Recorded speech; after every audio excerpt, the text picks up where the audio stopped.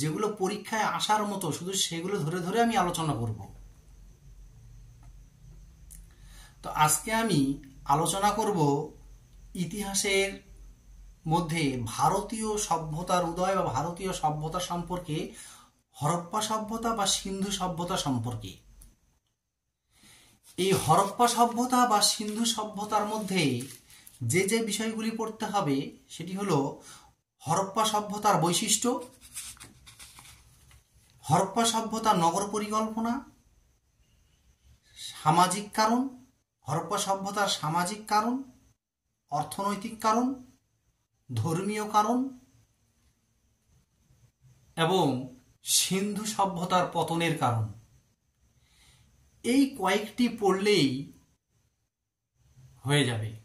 এই কয়েকটির মধ্যেই, এই চ্যাপ্টারটির মধ্যেই কয়েকটির মধ্যেই সাধারণত প্রশ্ন থাকে, এর বাইরে আর কোনো প্রশ্ন প্রায় থাকেই না। তাহলে আজকে আমরা প্রথমেই যেটি আলোচনা করব, সেটি হলো সিন্ধু সভ্যতা বা হরপ্পা সভ্যতার বৈশিষ্ট্য নিয়ে আলোচনা করব। প্রথমেই অর্থাৎ 1 নম্বরে আলোচনা করব সিন্ধু সভ্যতার বৈশিষ্ট্য সম্পর্কে। সিন্ধু সভ্যতা বা হরপ্পা সভ্যতার বৈশিষ্ট্য। এই সিন্ধু সভ্যতা বা হরপ্পা সভ্যতার বৈশিষ্ট্যগুলি হলো নিম্নরূপ। প্রথমে বলি, সিন্ধু সভ্যতার বৈশিষ্ট্য বহুবিধ, বহু রকম বৈশিষ্ট্য আছে, প্রচুর বৈশিষ্ট্য আছে। তো সবগুলো বৈশিষ্ট্য পড়ার দরকার নেই, মোটামুটিভাবে জানলেই, যাতে তোমরা পরীক্ষায় লিখতে পারো সেই রকম মোটামুটিভাবে জেনে নাও। আগে নাম ছিল সিন্ধু সভ্যতা, পরে এই সিন্ধু সভ্যতার নাম হয় কিন্তু হরপ্পা সভ্যতা। এটাই একটা বৈশিষ্ট্য। অর্থাৎ সিন্ধু সভ্যতার এখন নামকরণ হয় হরপ্পা সভ্যতা। সিন্ধু সভ্যতা হলো নদীমাতৃক সভ্যতা, কেননা সিন্ধু সভ্যতার মধ্য দিয়ে বা এই হরপ্পা সভ্যতার মধ্য দিয়ে নদী গড়িয়ে গিয়েছিল বা গড়িয়ে গিয়েছে, সেজন্য সেই সভ্যতার মধ্যে নদী আছে, নদীমাতৃক সভ্যতা। এই সভ্যতার মূলত ছিল নগর কেন্দ্রিক। এই সিন্ধু সভ্যতা বা হরপ্পা সভ্যতা ছিল কিন্তু নগর কেন্দ্রিক, এটি ছিল নগর। শুধু তাই নয়, এই সভ্যতার রাস্তাগুলি, যে রাস্তায় মানুষ চলাচল করত, সেই রাস্তাগুলি ছিল লম্বা এবং চওড়া। এই সিন্ধু সভ্যতা বা হরপ্পা সভ্যতার মানুষদের প্রধান জীবিকা ছিল কিন্তু কৃষিকাজ। তারা কৃষিকাজ করেই তাদের উপার্জন, তাদের জীবিকা নির্বাহ সমস্ত কিছুই করত এই কৃষিকাজের উপর নির্ভর করে। শুধু তাই নয়, তারা পাশাপাশি কিন্তু পশুপালনও করতেন। কৃষিকাজের পাশাপাশি তারা পশুপালনও করতেন। এইগুলোই ছিল মূলত সিন্ধু সভ্যতা বা হরপ্পা সভ্যতার প্রধান বৈশিষ্ট্য। এই কয়েকটি বৈশিষ্ট্য লিখে দিলেই হয়ে গেল। এবারে 2 নম্বরে আলোচনা করব সিন্ধু সভ্যতা বা হরপ্পা সভ্যতার নগর পরিকল্পনা নিয়ে। সিন্ধু সভ্যতা বা হরপ্পা সভ্যতার নগর পরিকল্পনা। সিন্ধু সভ্যতা বা হরপ্পা সভ্যতা ছিল নগর কেন্দ্রিক। এর রাস্তাঘাটগুলি ছিল লম্বা এবং চওড়া। ইতিহাসে যেটি পাওয়া যায়, ঐতিহাসিকরা মনে করেন মহেঞ্জোদড়োর শহরের প্রধান পথটি ছিল 10.4 মিটার চওড়া, অর্থাৎ প্রায় 34 ফুট চওড়া ছিল, এবং নগরের মধ্যে এই রাস্তার ধারেই তাদের বাড়িগুলি তৈরি হয়েছিল। এই বাড়িগুলো ছিল ইটের তৈরি। এই ইটগুলি আবার পোড়া ইটের ব্যবহার ছিল, অর্থাৎ তারা পোড়া ইটের ব্যবহার জানতো, কারণ সেই বাড়িগুলি পোড়া ইট দিয়ে তৈরি হয়েছিল। সেই সময় ইট 2 ভাবে পোড়ানো হতো। 1, আগুনের মাধ্যমে পোড়ানো হতো, আর 2, রৌদ্রের তাপে অর্থাৎ রৌদ্রের মাধ্যমে পোড়ানো হতো। এই সিন্ধু সভ্যতার একটি উল্লেখযোগ্য কৃতিত্ব হল পরিষ্কার পরিচ্ছন্নতা বজায় রাখা, যাতে করে পুরো নগরটি পরিষ্কার পরিচ্ছন্ন থাকে। সেই জন্য সর্বদা তারা সজাগ থাকতেন। শুধু তাই নয়, রাস্তায় যাতে জল জমে না থাকে সেই জন্য তারা রাস্তার ধার দিয়ে, রাস্তার কোল ঘেঁষে তারা নর্মদার ব্যবস্থা করেছিলেন, যাতে জল জমে না থাকে। জল নিকাশির জন্য ব্যবস্থা তারা করেছিলেন। শুধু তাই নয়, এই নর্মদাগুলি তারা প্রতিনিয়তই পরিষ্কার পরিচ্ছন্ন রাখতেন, যাতে পরিষ্কার থাকে, জল যাতে জমে না থাকে, তাই প্রতিনিয়তই তারা পরিষ্কার করতেন। প্রায় প্রত্যেক বাড়িতে ছিল কুয়া এবং শৌচাগার। কুয়া বলতে যেটা আমরা সাধারণত ইদারা বা ইন্দিরা বলে থাকি, এই কুয়া এবং শৌচাগার ছিল। শুধু তাই নয়, বাড়ির নোংরা ফেলার জন্য বাড়িতে একটি করে ডাস্টবিনও রাখা হতো, যাতে বাড়িঘরও পরিষ্কার থাকে। সেই জন্য বাড়ির মধ্যেই ডাস্টবিন রাখা হতো। সেই ডাস্টবিনে বাড়ির ময়লা আবর্জনা ফেলা হতো। এমনকি মহেঞ্জোদড়োতে একটি বিরাট স্নানাগারের, যেখানে স্নান করা হয়, সেই স্নানাগারের অস্তিত্ব পাওয়া গিয়েছিল। একটি স্নানাগারের অস্তিত্ব পাওয়া গেছে। প্রাচীর দিয়ে ঘেরা ওই স্নানাগারে স্নান ও সাঁতার কাটার জন্য একটি বড় পুকুর ছিল। পুকুরটি প্রায় ৩৯ ফুট লম্বা, ২৩ ফুট চওড়া এবং ৮ ফুট গভীর ছিল। এই হরপ্পা সভ্যতার নগর পরিকল্পনা শুধু এখানেই সীমাবদ্ধতা নয়। হরপ্পায় ইরাবতী নদীর তীরে অত্যন্ত মজবুতভাবে তৈরি একটি শস্য ভাণ্ডার আবিষ্কৃত হয়েছিল, যেখানে শস্য মজুত করে রাখা হতো। শস্য মজুত করে রাখা হতো এই জন্য যে, যাতে ভবিষ্যতে অনাগত দুর্দিনের কথা ভেবেই বোধহয় হরপ্পা সভ্যতার লোকেরা এই শস্য মজুত করে রাখতেন। এবারে ৩ নম্বরে সিন্ধু সভ্যতা বা হরপ্পা সভ্যতার সামাজিক কারণ নিয়ে আলোচনা করব। সিন্ধু সভ্যতা বা হরপ্পা সভ্যতার সামাজিক কারণ। হরপ্পা সভ্যতার সমাজ জীবনে সামান্য হলেও, অর্থাৎ এই হরপ্পা সভ্যতার যে সমাজ জীবনটা, সেই সমাজ জীবনটা সামান্যটুকু হলেও এই সভ্যতায় কিন্তু শ্রেণী বৈষম্যর সৃষ্টি হয়েছিল। শ্রেণী বৈষম্য বলতে এই ধনী গরিবের শ্রেণী বৈষম্যের সৃষ্টি হয়েছিল। তার প্রমাণ পাওয়া যায়, তার একটা প্রমাণও পাওয়া যায়। আর এই শ্রেণী বিভাগ সৃষ্টি হয়েছিল সম্পদের উপর ভিত্তি করেই। এখানকার সম্পদের উপর ভিত্তি করেই কিন্তু এই শ্রেণী বৈষম্য, এই ধনী দরিদ্রের একটা বৈষম্য সৃষ্টি হয়েছিল। কেননা নগরের পাকা বাড়িতে বাস করত ধনী শ্রেণীর মানুষেরা। এই ধনী বা বড়লোক শ্রেণীর মানুষেরা বাস করত কিন্তু নগরের পাকা বাড়িগুলিতে। আর অন্যদিকে নগরের প্রান্ত দেশে ঝুপড়ি জাতীয় ঘরগুলিতে কৃষক ও কারিগর শ্রেণীর মানুষেরা বাস করতেন। দরিদ্র শ্রেণীর মানুষেরা বাস করতেন এই ঝুপড়ি জাতীয় প্রান্ত দেশে, ঝুপড়ি জাতীয় ঘরগুলিতে।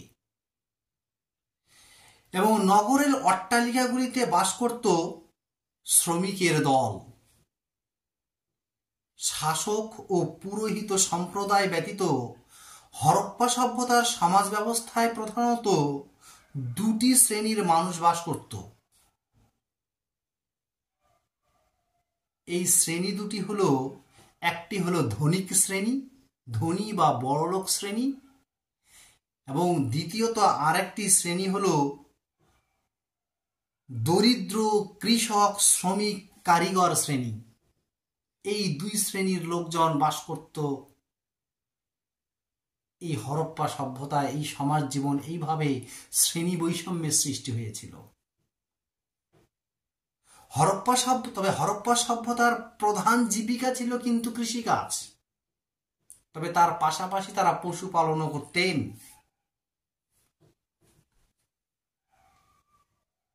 এই কৃষিকাজের মধ্যে ছিল গম, যব, খেজুর,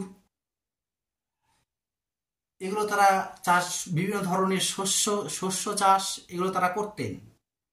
এবং তাদের প্রধান খাদ্য ছিল কিন্তু এই গম, যব, খেজুর এবং দুধ, এগুলো ছিল তাদের প্রধান খাদ্য। এবারে 4 নম্বরে সিন্ধু সভ্যতা বা হরপ্পা সভ্যতার অর্থনৈতিক কারণ নিয়ে আলোচনা করব। সিন্ধু সভ্যতা বা হরপ্পা সভ্যতার অর্থনৈতিক কারণ। কৃষি, পশুপালন ও ব্যবসা বাণিজ্যকে কেন্দ্র করেই হরপ্পা সভ্যতার অর্থনৈতিক জীবন কিন্তু গড়ে উঠেছিল। অর্থাৎ হরপ্পা সভ্যতার প্রধান অর্থনৈতিক জীবন গড়ে উঠেছিল কিন্তু কৃষি, পশুপালন এবং ব্যবসা বাণিজ্যকে কেন্দ্র করে। তিনটা জিনিস, কৃষি, পশুপালন আর হলো ব্যবসা বাণিজ্য, এই তিনটিকে কেন্দ্র করেই হরপ্পা সভ্যতার মূল অর্থনৈতিক জীবন গড়ে উঠেছিল। নগরের লোকেরা প্রাচুর্য অর্জন করত বাণিজ্য দ্বারা। নগরের লোকেরা তারা যে প্রাচুর্য অর্জন করত সেটা কিন্তু সেই প্রাচুর্যটাকে অর্জন করত কিন্তু ব্যবসা বাণিজ্যের দ্বারা। তারা বাণিজ্যতেই রীতিমতো দক্ষ ছিল। হরপ্পা সভ্যতায় অসংখ্য শিলমোহর পাওয়া গেছে। এই শিলমোহরগুলিতে একটি করে প্রতিকৃতি, অপরদিকে একচ্ছত্র লিপি খোদাই আছে বলে জানা যায়। তবে এই লিপির লিখন পদ্ধতি ছিল কিন্তু ডান দিক থেকে বাম দিক, অর্থাৎ ডান দিক থেকে বাম দিকে ছিল এই লিপির লিখন পদ্ধতি। এই বিষয়ে পণ্ডিতগণেরা বা ঐতিহাসিকগণেরা কিন্তু একমত হয়েছেন। এ থেকে এটুকু বোঝা যায় যে হরপ্পা সভ্যতায় লেখাপড়ার চল ছিল। এবারে 5 নম্বরে আলোচনা করব সিন্ধু সভ্যতা বা হরপ্পা সভ্যতার ধর্মীয় কারণ। হরপ্পা ও মহেঞ্জোদড়োর লোকেরা মূর্তি তৈরি করত, কিন্তু তাদের প্রকৃত ধর্ম যে কি ছিল তা আজও সঠিকভাবে জানা যায়নি। তবে সেখানে বিভিন্ন দেবদেবীর পূজা যে প্রচলিত ছিল তার প্রমাণ পাওয়া যায়। এ থেকে তাদের ধর্ম বিশ্বাস সম্বন্ধে মোটামুটি একটা ধারণা আমরা পাই। হরপ্পা সভ্যতার ধারকরা আবার মৃতদেহকে সমাধিস্থ করত। কখনো কখনো মৃতদেহকে আবার দাহ করা হলেও মৃতের দেহাস্থি মাটির পাত্র করে পুঁতে রাখা হতো। কিন্তু ওই দুই প্রাচীন সভ্যতার সঙ্গে ভারতীয় সভ্যতার সঠিক সম্পর্কটি যে কি এবং কতদূর গড়ে উঠেছিল তা এখনো নির্ণীত হয়নি। তা এখনো সঠিকভাবে এখনো নির্ণীত করতে পারেননি পণ্ডিতগণ বা ঐতিহাসিকগণেরা। এবারে সিন্ধু সভ্যতা বা হরপ্পা সভ্যতার পতনের কারণ নিয়ে আলোচনা করব। সিন্ধু সভ্যতা বা হরপ্পা সভ্যতার পতনের কারণ। সিন্ধু সভ্যতার পতনের কারণ। উত্থান হলেই পতন অবধারিত, সেক্ষেত্রে সিন্ধু সভ্যতাও তার ব্যতিক্রম নয়। এই সিন্ধু সভ্যতাও ধ্বংস হয়েছিল এটা সুনিশ্চিত, কেননা উত্থান হলেই পতন অবধারিত। সিন্ধু সভ্যতা উত্থান হয়েছে, সেটাও পতন হয়েছে, কিন্তু কি কারণে ধ্বংস হয়েছিল এটা সুনিশ্চিতভাবে বলা যায় না। এর বিভিন্ন কারণ আছে। শুধু যে একটি কারণ নিয়ে ধ্বংস হয়েছিল আবার এটাও বলা যায় না। বিভিন্ন কারণ নিয়ে এই সিন্ধু সভ্যতা পতন হয়েছিল, এটুকু বলা যেতে পারে। প্রথমেই বলতে পারি, সমাজ জীবনের ক্ষেত্রে যে শ্রেণী বৈষম্য দেখা দিয়েছিল, সেই শ্রেণী বৈষম্য কিন্তু ধনী দরিদ্রের যে শ্রেণী বৈষম্য সমাজ জীবনে আমরা দেখেছিলাম, সেই শ্রেণী বৈষম্য কিন্তু সিন্ধু সভ্যতার পতনের একটি অন্যতম কারণ ছিল। শুধু তাই নয়, এই সিন্ধু সভ্যতার পতনেরও অনেকগুলি কারণ একে একে আলোচনা করব। কেননা বিভিন্ন ঐতিহাসিক বিভিন্ন রকম মতামত পোষণ করেছেন এই সিন্ধু সভ্যতার পতনের ব্যাপারে। কোনো ঐতিহাসিকদের মতে বিভিন্ন বিদেশি জাতির আক্রমণে এই সভ্যতা ধ্বংস হয়। অর্থাৎ বিভিন্ন বিদেশি জাতির আক্রমণে এই সিন্ধু সভ্যতা ধ্বংস হয়েছিল বলে অনেক ঐতিহাসিক মনে করেন। আবার কোনো ঐতিহাসিক বা কেউ বলেন বা কোনো ঐতিহাসিক মনে করেন এই প্রাকৃতিক দুর্যোগের ফলে, বিভিন্ন রকম প্রাকৃতিক দুর্যোগ, বন্যা, ভূমিকম্প, এরকম বিভিন্ন রকম প্রাকৃতিক দুর্যোগের ফলে এই সিন্ধু সভ্যতা ধ্বংস হয়েছিল, যা কিনা এই বন্যার ফলে কৃষিকাজ ও পশুপালনের ব্যাঘাত ঘটে, ফলে ধ্বংসের একটি অন্যতম কারণ ছিল। আবার কেউ বলেন এই প্রাকৃতিক দুর্যোগের মধ্যে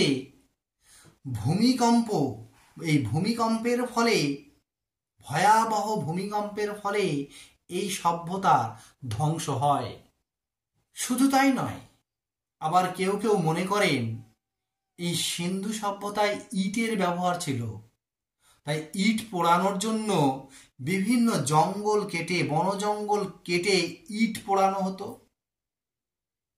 ফলে এই বনজঙ্গল পুড়িয়ে মরুভূমির মতো আকার ধারণ করেছিল। এই বনজঙ্গল পুড়িয়ে দিয়ে সিন্ধু সভ্যতা মরুভূমির মতো আকার ধারণ করেছিল, ফলে সিন্ধু সভ্যতার পতনের একটি অন্যতম কারণ ছিল বলে অনেক ঐতিহাসিক এটা মনে করেন।